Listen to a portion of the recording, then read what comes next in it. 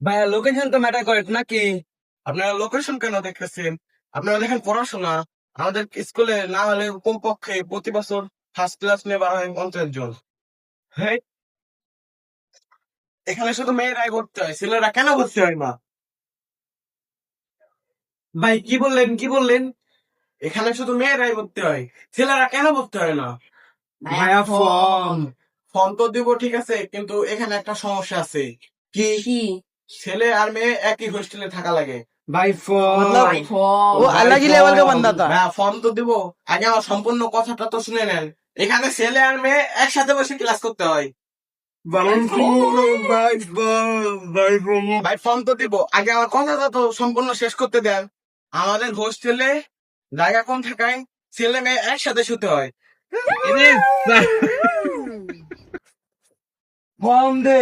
form दे बहन